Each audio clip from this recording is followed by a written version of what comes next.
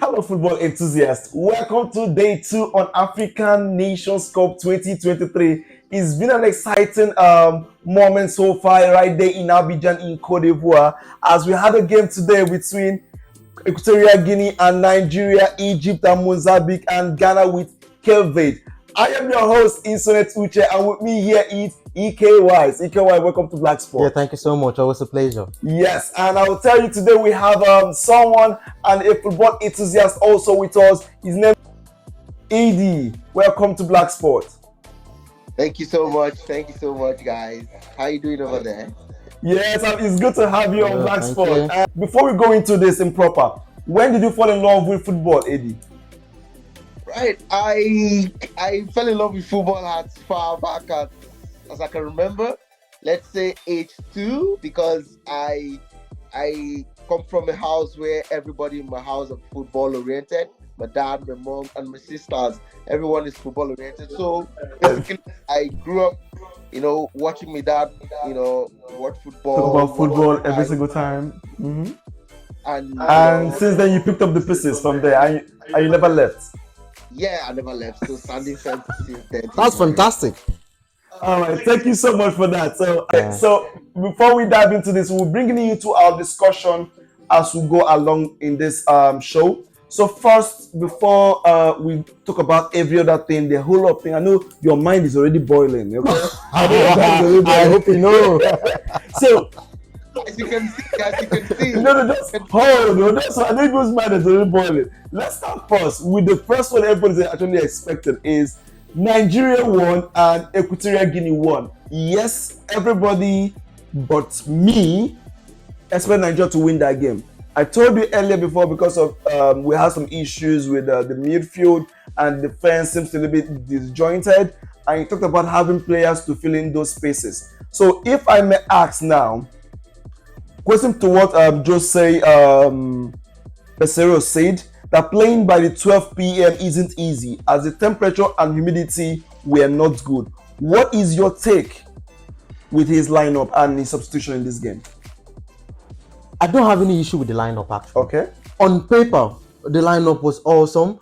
I actually predicted that. You remember me saying that we need Yusuf to come in, Onyeka, and you will be in midfield. So the only surprise I saw was that Chukwueze didn't start. Yeah, he started Moses Simon on the right flank, which is not his strong point.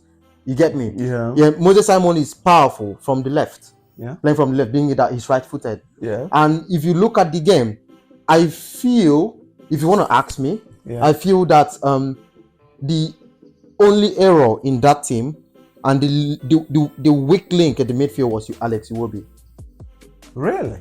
Yes. He was so lazy on pitch. I mean, come on. Okay, is it in terms of getting the ball? Because from when I'm talking about from Iwobi's point of view now, is it about the player to bring the connection from the midfield to the forwards? I mean, he was giving some passes. You get me? But he was making Yusuf walk too much. Okay. He wasn't like giving that intense marking we really did in the game. That was a really physical game. You get what I'm saying? Yes, it was. So Onyeka was doing the dirty work, and likewise Yusuf. If you check Yusuf's heat map in that game, it was all over the pitch. He was all over the pitch rather. But Iwobi was, should I use the word lazy? He's not. We should stop using that phrase that's related to JJ Kocha. He's not, because I don't think he is. Okay, let me get your point of ED in this game. Okay, I know you know about Lookman. Lookman has been a fantastic player over the years, and moving to Atlanta has been wonderful. I feel that he does not click when it comes to Super Eagles, but with his performance today, do you think he's finding his way around the team? Definitely, I agree with you that there is quite a difference between playing on the European soil and the and the African soil, and the style of play as well is quite different. The European style of football is different from the African style of football. But Ademola Lookman, it's a very special talent that we have in the Super Eagles team. Like, look at the precision on that pass that led to the equalizer by Victor Osimhen. It was a well-timed cross. So I really agree with you, and with the question you asked, he's beginning to click. When he first came in, it looked as if he was not having that flair, he was not having that time to settle in. But definitely, looking at judging by the game today, by the numbers and the stats, he gave the only assist to the equalizer, and that was a brilliant play as well. So he also came so close to getting a goal, but it is what it is in football. But definitely, so are you not judging based on the assist he provided that his performance in this game is 100? How will you rate him? Let me put it that way. How will you rate him? Over 10. On a scale of 10, honestly, I'll rate Ademola 7/10. He was everywhere in the final third. His passes, his precision. He was looking to connect with the man, which is Victor Osimhen, and he was also good on the ball as well. His level of confidence when he was on the ball, was second to none. Defenders were always alert whenever the ball came to him. So I would judge him on a 7/10. Do you agree with Ike about Iwobi's not being given his all, and because he seems to not to be given that connection from the midfield? Okay, no what? On a scale of 10, how do you rate Iwobi on the game? On a scale of 10, definitely Iwobi today was a 4 for me. It was a 4 today. Okay, no, I've gotten your take. No problem, I've gotten your take already. I've gotten your take. You know what you just did? I'm not of me running around. Let me just use a scale and just get to the point. That's what I just did. Okay, so now, speaking about Iwobi, I know that Iwobi seems in the game he was all over the place at first. Then, why I believe that we didn't get to see much of him was because Victor Osimhen seems to be hungry for ball in the game. You're right. He was hungry for ball. I can count how many passes he got from the midfield. Yes, he didn't get much from the midfield. And speaking of Victor Osimhen, I also see that he's playing with a whole lot of pressure. I see someone trying to prove a whole lot to people, which is good. But do you think that the pressure is actually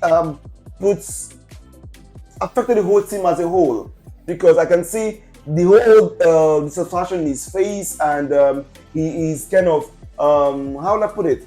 His mood, right? It seems different because this wasn't like it seems different. Someone is playing with a whole lot of pressure. Do you think that is a good thing at this time for us in the group stage? Right. Yeah. It comes naturally with with circumstances of things. You can't just win the CAF men's award, the best footballer in Africa, and shelve away from pressure. Yes, it comes from pressure. Yes, it comes with a lot of questions. But the thing now is, the AFCON, and I think this is his first AFCON in a couple of years. It wasn't available for us for the last AFCON.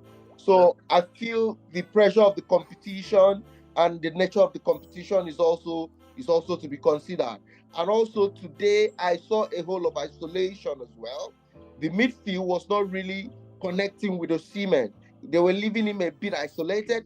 At some time in the game, he had to drop down and get the ball and move up. So in terms of transition, there was no transition really there. Yeah, though I agree with you. Yeah, he's under a lot of pressure. He's trying to answer a lot of questions as well. And he's also trying to put some scorecards out there why he deserves to be the best man in Africa. Yeah, yes, definitely I do agree with you that he's definitely facing some kinds of pressure now. We don't have Victor Boniface is out, Sadiq Kuyabi and an option. Do you think having him as a sole, well, I don't think anybody can have to bench him right now because it seems like the person carrying the team. Now, would you play along with what Edith said that he needs to prove, have a lot to prove winning the African Best Player of the Year, now having AFCON, in AFCON is fully involved. Do you think he has a lot to prove? Because I believe he's already proved himself. He should take it easy and play with the game. I mean, if you look at the circumstances of things in football, the moment you've gotten to that stage in your career, I mean, look at Ronaldo, look at Messi. Yeah. Messi won everything. Yes. And people were like, he hasn't won the World Cup, so he's not the greatest of all time. Okay. And that pressure was there. I see where you're going with that. That pressure is there. You need to be able to bring these continental trophies back home to prove to the world that, yeah, you have really been there and you've conquered everything. Look at Salah. The pressure is on Salah as well to win a continental trophy for his team. So the pressure is there. Osimhen has that pressure. You understand what I'm saying? So I do agree with what ID said. There is pressure on him and it comes naturally. It's a natural phenomenon. There's nothing anybody can know about it. And he has really tried to wear the shirt, if you ask me. Yes, definitely. He has really tried to I mean, today you can see the hunger. He's hungry for goals. And the goal was really superb. So he's doing his because job. It wasn't expected. Yeah, even though he had a couple of misses, he had some clear-cut chances that he should have scored, like one-on-one he should have scored. And he missed it. I was really furious on that as well. I don't want to concentrate on that. You know, about Osimhen today, I didn't want to concentrate on those misses because I don't want to use those to define who he is. No, we're not using that to define. Yeah, you're right. We're not using that to define. If you ask me, we're not using that to define. Because one of the commentators said earlier that if Osimhen had that chance in the Serie A last season, he wouldn't miss that chance. Yes. He wouldn't miss it. So he has missed it. But that does not mean that he's not a quality player. He's an amazing, he's a complete 9. He's a fantastic 9. He is. So would you agree with what Jose said, the Super Eagles coach, that having playing by 2 p.m. and with the temperature and humidity was also part of the problem? I mean, if you watch those players, after 20 minutes, they looked drenched. They were soaked with sweat. Yeah. They had to go for cooling break twice. Yeah. You understand? So it's not that cannot be ruled out. You can't rule out that factor. Most of them play in Europe and they're not used to the harsh weather condition. Yeah. I mean, some of them grew in Africa. You get my point. But they've now grown into the European weather and temperature. Yeah. So they're now acclimatized with the European weather. So coming back to Africa to play under such conditions, it's not really that nice for them. But I mean, they will try to adapt. We're all Africans in the end. I know going with Spy Goals can go for a long, we keep going on and on and on. It is unending, but we'll just have to take a short break from Super Eagles dilemma. And now let's have a look into the next match, the talking point we have, which is Egypt and Mozambique. I told you last time that Mozambique is going to give us a shock of this tournament, but it appears that Egypt escaped the victory. Mozambique could have gotten their first win in the tournament, but it was cut short around the extra time. So looking at Salah having an assist and a goal, yes. Do you think there's an impact on Salah in that game? Edie, let me hear your thoughts on that. Yes. Egypt, I think, going by the statistics, they have the highest. 7, they won like 7.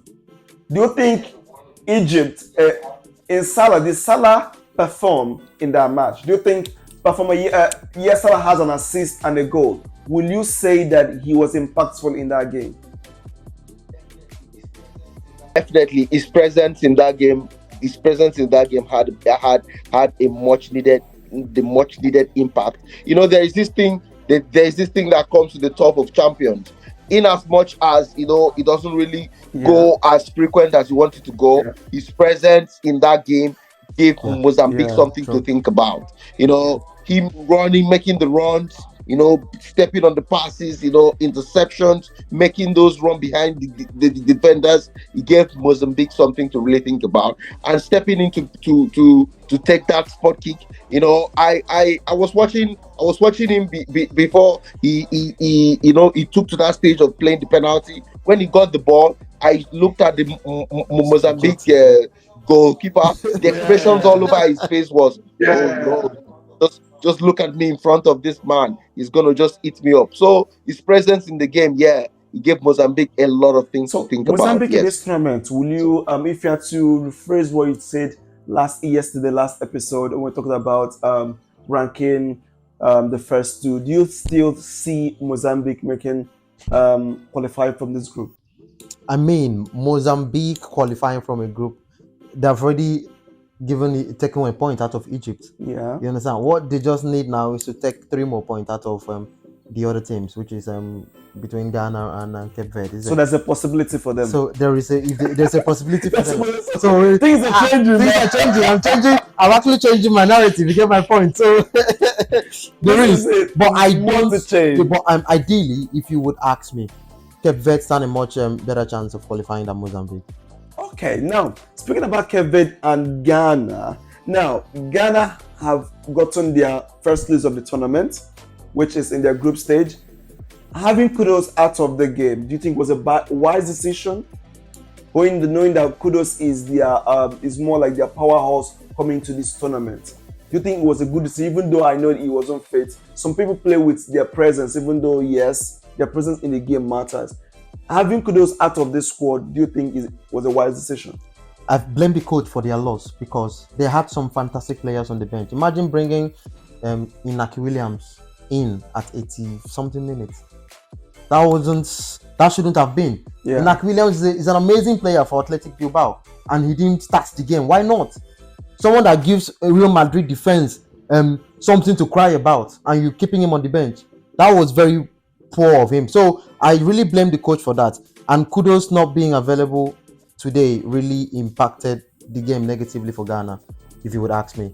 Kudus is an amazing player, and he changes any game he has played in, right from his Ajax days down to West Ham presently, and even during the qualifiers for Ghana, he has really been the star man. So Kudus not being available impacted the team. And I was also in the bench as well.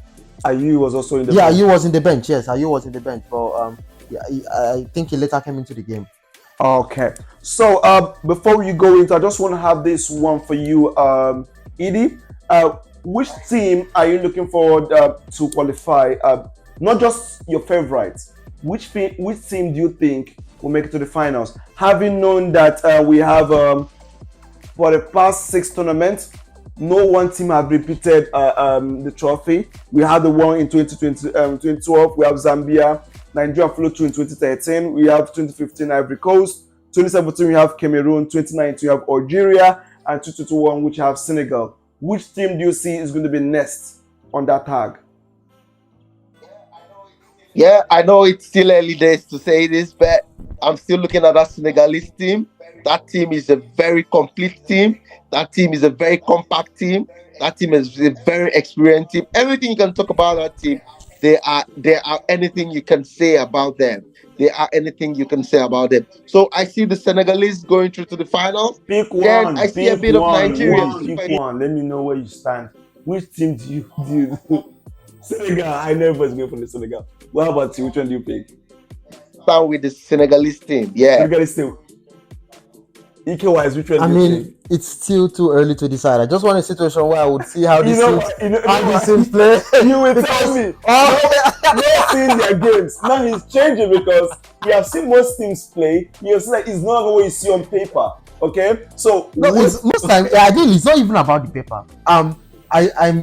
We make predictions based on the pedigree of the teams. Yeah. You understand? Some of these teams have been there, done that, and we know that they're tough teams. We still have Cameroon. We've not seen them play. You understand? And they won the. Do you want to see them play before you make your own decisions? That's what I think, because most of the teams that we thought and assume are big teams are no longer big teams, are now underdogs. So I feel like I need to give them the benefit of doubt. I want to see how the first leg will actually go before I make my prediction. Okay, no worries. We'd love to go into more details to see, but right now where time is up, so we'll get to give you more episode on this by tomorrow when we're watching the next teams play. Yeah, so we will have Senegal against Gambia. Yeah, we have Cameroon facing Guinea, and we have the Algerians facing Angola.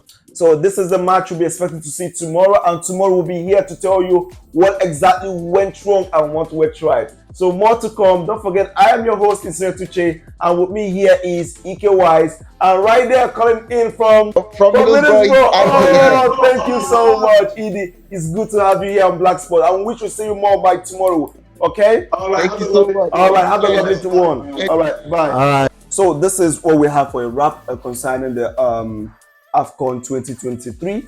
So we're having these games lined up right now, having Senegal, Gambia, you also have Guinea, you have Cameroon, you have Angola, and also Algeria.